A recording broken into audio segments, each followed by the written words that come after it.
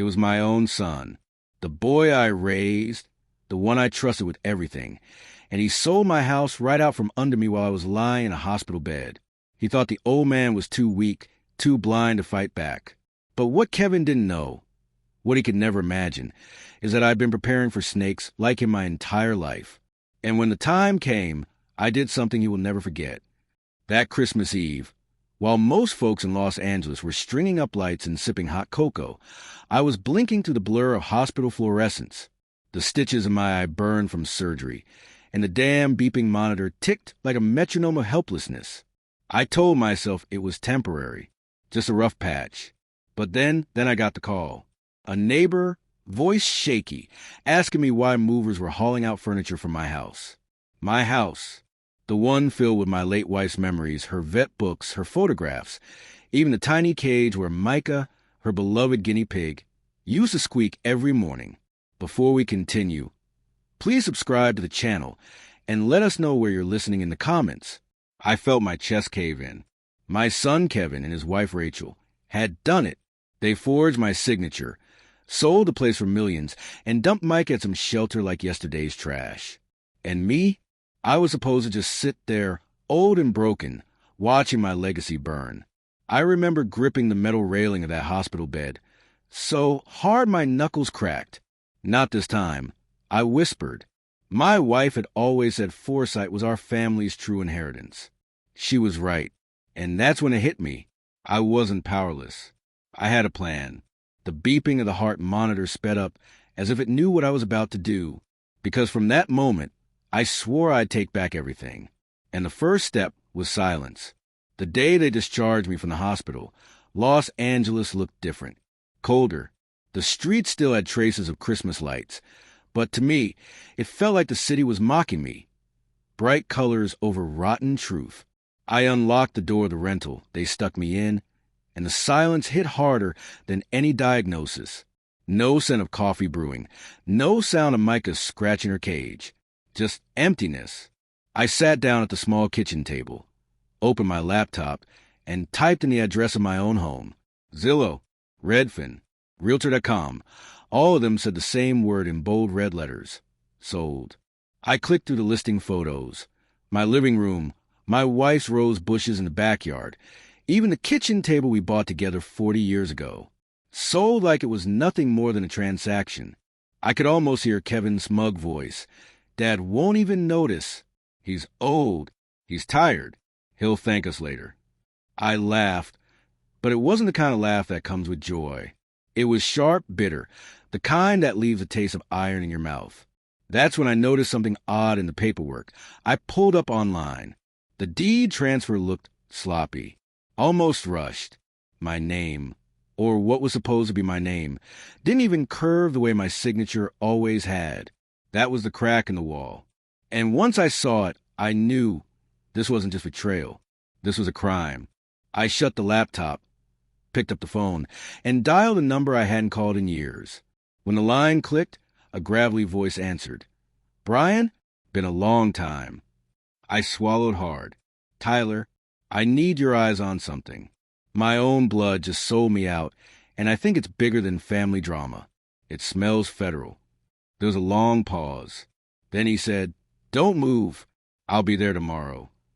And that was the moment I realized I wasn't going to war alone. The next morning, Tyler showed up at my rental right on time. Black coffee in one hand, a folder under his arm.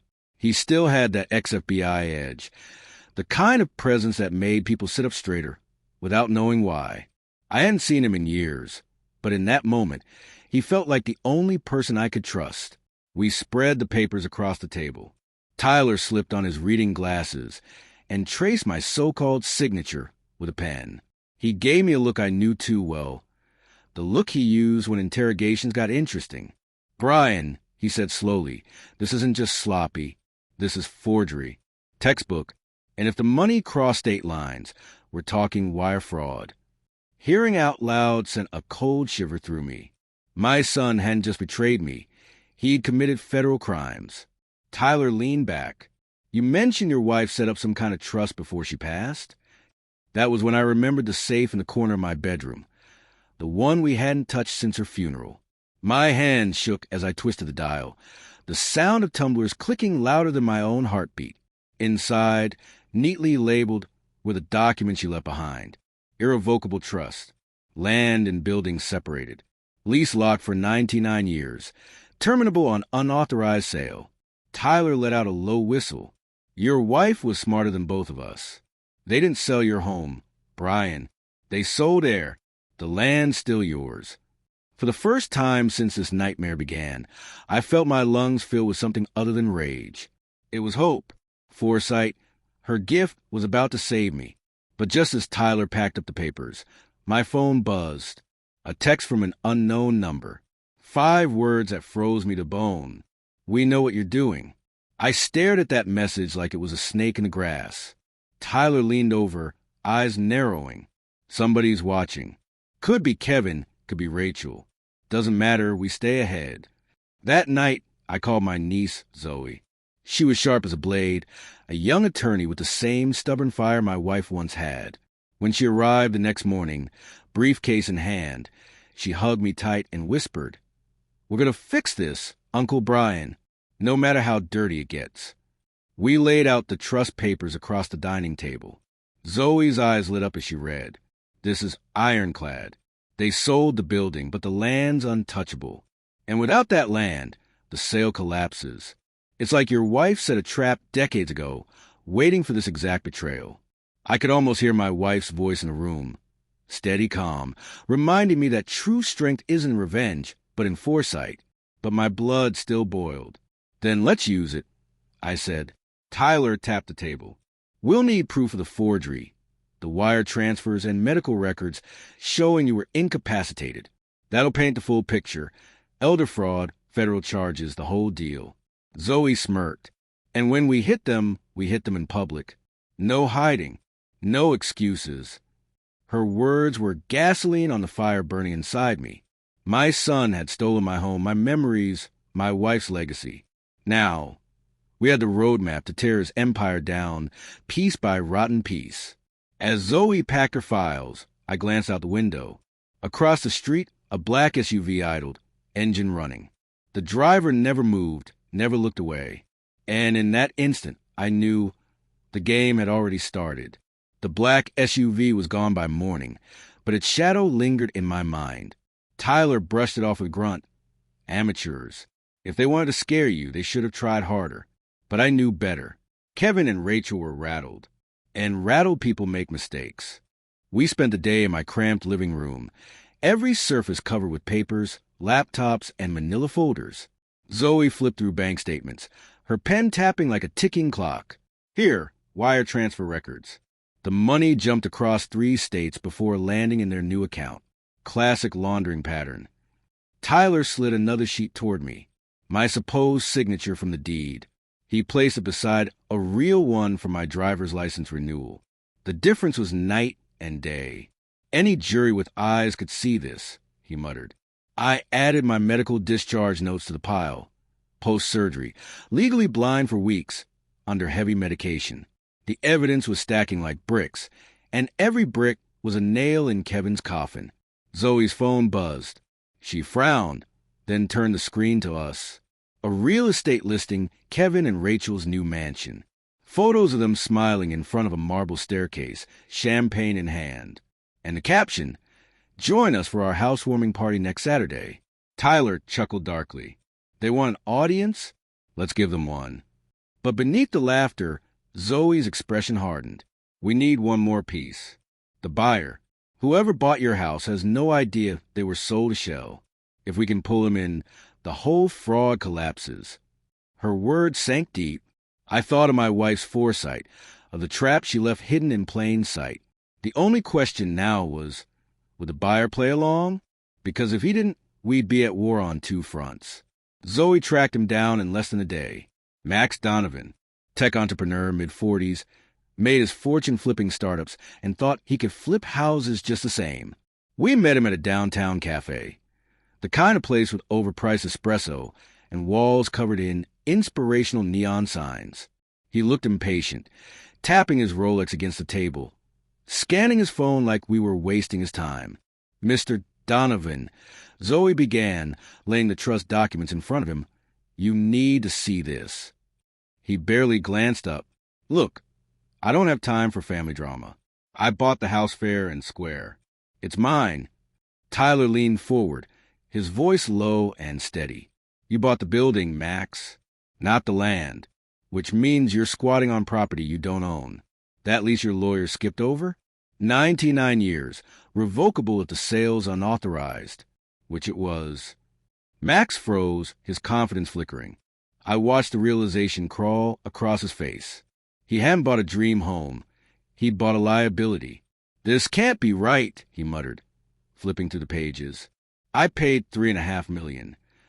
And you'll lose every cent, Zoe cut in, unless you work with us. Cooperate, and we'll negotiate a way out. Resist, and you'll be the fool who paid millions for a house that legally evaporates. The cafe's Christmas music played softly overhead, mocking the silence at our table. Max finally set the papers down, his jaw tight. I want options. Fast. I leaned in, my voice calm but unshakable. Then don't test me, son, because right now you're standing on land that still belongs to my wife's trust, and I don't plan on giving up an inch. Max said nothing, but the way he drained his espresso in one gulp told me everything. We had him, or so I thought, because that night, someone smashed the windows of my rental and left a note taped to the fridge. Back off, old man. The sound of shattered glass still echoed in my head the next morning. Tyler swept the shards into a dustpan, while Zoe snapped photos for evidence. The note on the fridge sat in a plastic bag now, its words burned into my memory. Back off, old man. They're desperate, Tyler said, voice flat, and desperation makes people sloppy. I want to believe him, but seeing my own blood reduced to thugs left a sour taste in my mouth. My son, my flesh and blood. Was this really who he had become? Zoe broke the silence. We can use this. A direct threat strengthens a fraud case, maybe even intimidation charges. But timing is everything. Their housewarming is days away. That's where we make our move. She was right. The party would be our stage, and Los Angeles society would be the audience. Kevin and Rachel wanted applause.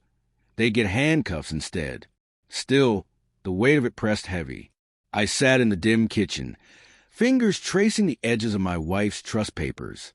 Her foresight was the weapon, but it was my resolve that had to wield it. For the first time, I didn't feel old. I felt sharpened, like a blade finally pulled from its sheath. That night, I checked Kevin's social media. His smiling face filled the screen, champagne glass raised high. Comments gushed about the mansion, the cars, the perfect couple living the American dream. I stared at that screen until my eyes blurred. And then, buried in the feed, a single comment caught my breath. Funny, didn't you used to call that house your dad's? Dozens of replies followed, laughing emojis, question marks. Even strangers started to piece the puzzle together. The perfect facade was already cracking. And in just a few days, I'd shatter it beyond repair. The night of the housewarming arrived like a storm. Their mansion glowed on the hillside, lights blazing against the dark Los Angeles sky. Cars lined the street, valets running back and forth, laughter spilling from the open doors. It was a circus, and Kevin was the ringleader. I walked in with Tyler at my side, Zoe just behind us. My heart pounded, but I kept my face calm. Years of boardroom negotiations had taught me how to wear a mask. Tonight, that mask would be my greatest weapon. Inside, crystal chandeliers sparkled, jazz hummed from hidden speakers, and guests mingled with champagne flutes in hand. Kevin spotted me across the room, surprise flashing for just a moment before he plastered on that salesman's smile. "Dad, you made it," he said loudly, pulling me into a half hug. Rachel joined in, her perfume cloying, her whisper sharp in my ear. "You shouldn't have come." I stepped back, looked them both dead in the eye, and smiled. Wouldn't miss it. The party swelled, and soon Kevin tapped his glass for attention. "To new beginnings," he declared, standing at the top of the marble staircase. "To family, to success, and to a future built on trust." The doors burst open. Agents in dark suits poured in, Tyler leading the charge with his badge raised. Gasps rippled through the crowd. Rachel froze. Kevin's glass slipped from his hand, shattering on the marble. Kevin Miller, Rachel Miller. Tyler's voice boomed. You're under arrest for forgery, elder fraud, and wire fraud. The room erupted. Phones came out, guests whispering, recording every second. Kevin stammered. Rachel's cheeks burned crimson. The mighty hosts, exposed as criminals in front of everyone they wanted to impress. As the cuffs clicked shut, Kevin's eyes met mine across the chaos. Rage, disbelief, and something else, fear. And in that charged silence, I knew this was only the beginning of their fall. The party had collapsed into chaos. Guests scrambled for the exits, murmurs filled the air, and camera phones flashed like lightning. But one man didn't leave. Max Donovan stood near the bar, jaw tight, eyes locked on me. He pushed through the crowd until we were face to face. You, he hissed. You set me up. I shook my head slowly. No, Max. They set you up. You bought a house that doesn't legally stand on the ground it sits on. He slammed his glass on the counter, shards scattering across the polished wood. $3.5 million. Gone. His voice rose, echoing off the marble walls. Because of them? Every guest still lingering turned toward Kevin and Rachel, now being let out in cuffs. Rachel's mascara streaked her cheeks as she cried, "This isn't happening." Kevin struggled against the agents, shouting, "Dad, you don't understand." But Max cut him off, voice sharp as a whip. "Don't call him Dad. You con me, you con him, and you con every person who ever trusted you. You're nothing but thieves in designer clothes." The words landed like blows. Kevin's face drained of color. Rachel tried to cover her face from the phones pointed at her, but it was too late. Their reputation wasn't just dented. It was obliterated, live and viral, before the ink on the charges had even dried. Max turned back to me, his voice lower now, trembling with fury. "You're going to fix this. I want out before I lose everything." I met his stare without flinching. "Then sit down with Zoe tomorrow. We'll find you an exit. But don't mistake me for the man they thought I was. I don't roll over." His lips pressed into a thin line. "Tomorrow, then. But if this ruins me..." He let the threat hang in the air before storming off. I exhaled, the weight of it pressing deeper than before. Because if Max decided to turn against us, this whole plan could collapse. The next afternoon, Zoe arranged a meeting in her office downtown. Neutral ground, clean walls, no distractions. Max arrived in a tailored suit, but the bags under his eyes betrayed a sleepless night. He dropped in the chair across from us, slamming a thick folder on the table. $3.5 million, he said flatly. "That's what I paid. And now you're telling me the land isn't mine. I want to know exactly how I walk away without going broke." Zoe opened the folder and slid the trust papers toward him. "Here's the reality, Max. You own the building, not the land, which means if you refuse to cooperate, you'll be forced to demolish the property at your expense. No one will buy it. No one will touch it. You'd be finished." He clenched his jaw, flipping through the pages again. Tyler leaned back, arms crossed. "But there's another option. Sell it back to the trust. Cut your losses. Walk away with dignity. We're offering $350,000. Max's laugh was hollow. $350? After I dropped millions? I leaned forward, my voice calm but unyielding. It's that or nothing. My wife designed this trust to choke out fraud. Kevin and Rachel thought they were clever, but the trap already snapped shut. You're just caught in the crossfire. His eyes flicked from me to Zoe, then back again. The weight of the room pressed in. Finally, he exhaled sharply. Fine, but I want it in writing today. And if your family ever tries to pull me into their circus again, I won't be so polite. Zoe nodded, already drafting the agreement. Max signed with a flourish that looked more like defeat than confidence. For the first time since this ordeal began, a piece of my home was within reach again. But just as Max walked out, my phone buzzed with a message from an unknown number. You think this is over? It's just beginning. The courthouse smelled of old wood and disinfectant, a place where legacies were either cemented or destroyed. I sat quietly in the gallery, Tyler beside me. Zoe up front with the prosecution team. Kevin and Rachel shuffled in wearing county-issued suits that didn't fit. Gone were the designer clothes, the champagne smiles.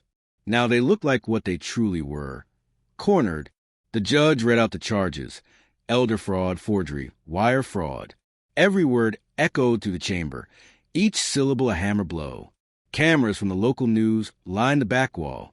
The same society friends who once toasted Kevin and Rachel in their marble mansion were now whispering in pews, eyes wide, phones ready. The prosecution laid it all bare. The fake signature, the forged documents, the money trail crossing state lines, even a threatening note left in my rental. Piece by piece, their empire crumbled in front of an audience hungry for blood. Rachel broke first. Her voice cracked, begging the court for leniency, painting herself as a pawn in Kevin's schemes. But Kevin's mask shattered too. He snapped it on the stand, shouting, "You wanted this as much as I did." The outburst silenced the room. The image of the perfect couple dissolved in real time. The judge banged the gavel. "Enough." He announced their plea deal. 5 years for Kevin, 2 for Rachel. Assets seized. Accounts frozen. Dreams dissolved. Gasps rippled through the gallery. Some shook their heads. Others filmed as deputies led them away in chains. That was the third and final humiliation. No longer hosts of a glittering party, but inmates on public display. Kevin looked back at me once, his eyes burning with rage. But beneath it, I saw something else, the knowledge that he had lost. And in that moment, I finally exhaled. But victory wasn't complete. Not yet. Because one final piece still waited for me. Bringing Micah home. The shelter smelled of sawdust and antiseptic. A place filled with tiny cages and the soft rustle of forgotten lives. As I walked down the rows, my chest tightened. Dogs barked, cats meowed. But I listened for a sound I thought I might never hear again. Then it came, faint, high-pitched, familiar. A squeak. I stopped in front of a small wire cage. There she was. Micah, her fur a little duller, her whiskers twitching nervously, but her eyes, those bright black beads, still full of life. My wife's last gift, the living thread that tied me back to her. The volunteer smiled gently. "Are you here for the little guinea pig? She was dropped off a few weeks ago. Poor thing's been waiting." I cleared my throat, voice breaking. "Yes, I'm here for her. She's family." They handed me the paperwork, and my hand shook as I signed. This time, the signature was mine, undeniably, unforgeably mine. When the cage door opened, I reached in, and Micah climbed into my palm like she had never left. The tiny weight of her body grounded me more than any courtroom victory ever could. Tyler stood behind me, arms crossed, watching quietly. Zoe wiped her eyes, though she pretended it was just dust. As I carried Micah out into the sunlight, I realized the war wasn't just about reclaiming property or exposing fraud. It was about restoring what mattered most. My wife's foresight, her love, her belief that even after death she could protect me. The world outside was loud, cars honking, city buzzing. But in that moment, all I heard was Micah's gentle squeak. And for the first time in months, I felt whole again. But there was still one final step left. Bringing her home. 2 weeks later, the paperwork was finalized. Zoe slid the thick envelope across the table toward me with a triumphant smile. "It's done. The building's back in the trust. Your land, your home, reunited." I held the deed in my hands, the embossed seal catching the light. It felt heavier than paper had any right to feel.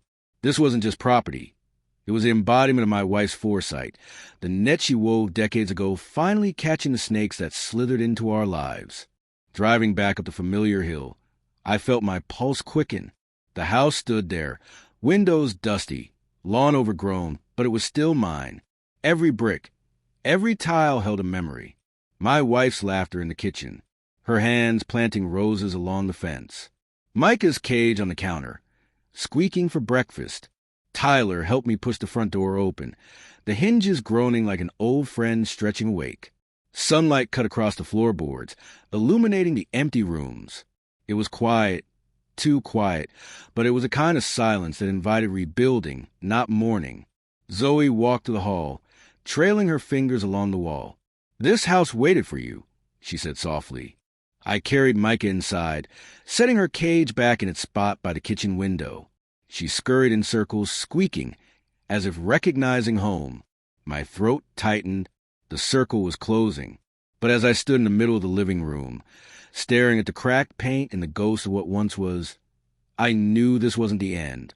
The house needed life again, laughter again, and rebuilding wouldn't be easy.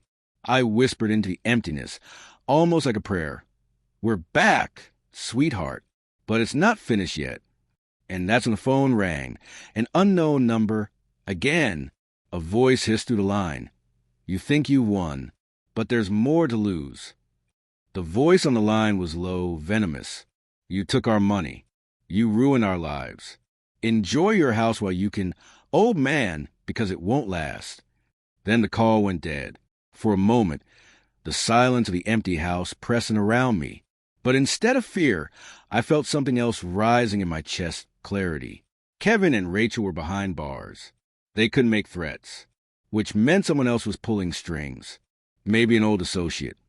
Maybe some fool they owed money to. Whoever it was, they wanted me rattled. Tyler poured himself a cup of coffee in my bare kitchen and said flatly, "They're bluffing, but a cornered rat still bites. Stay sharp."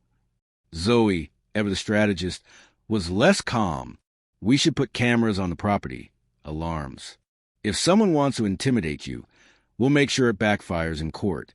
More charges. More years." I nodded, but deep inside, I knew this wasn't about legal battles anymore. It was about something bigger, about proving that my age, my scars, my grief didn't make me weak. They made me unbreakable. That night, I sat in the living room with the lights off, Micah's cage glowing softly by the window. I thought of my wife, her foresight, her trust, her plan to protect me even after she was gone. She hadn't left me a weapon. She left me a shield. And now it was my turn to use it. A car slowed outside. Headlights swept across the walls. I stood, heart steady, watching from the shadows. The engine revved, then roared away into the night. It was a test. They were circling, waiting to see if I'd break. But as I stroked Micah's fur, I whispered to her and to the ghosts of everyone who doubted me, "Let them come. They'll find I'm not the man they think I am." And in that darkness, I felt it. The final storm was almost here.